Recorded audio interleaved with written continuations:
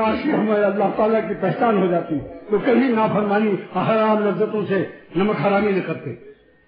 آپ بتاؤ، ایک سیاح ہے شیر کو ناراض کیے ہوئے اور 1,00,000 بندروں کو خوش رکھتا ہے، یہ عقل مند ہے؟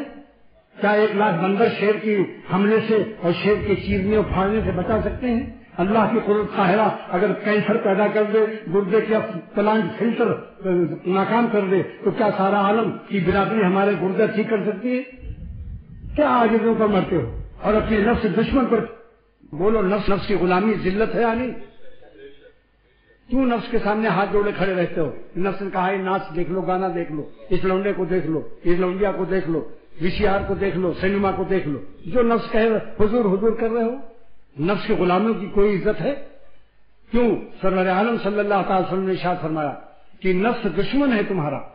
کیا نبی کے فرمان اے سادات اور امت مسلمہ، کیا نبی کے فرمان کی تمہارے دماغ میں کوئی جگہ نہیں ہے کہ تم اپنے نفس کو دشمن سمجھو اور ایمان لاؤ سرور عالم صلی اللہ تعالی وسلم پر کہ نفس بڑا دشمن ہے؟ دشمن کے کہنے پر حضور حضور کر رہے ہو اور دوستوں کو چھوڑا ہوا ہے. اللہ دوست ہے، رسول اللہ صلی اللہ علیہ وسلم ہمارا پیارا نبی ہے. یہ راستہ چھوڑ کر تم دشمن کے راستے پہ چلتے ہو، دشمن کے گود میں ہنستے ہو. بے بی کی اس کے بری کی با کے پیوستی.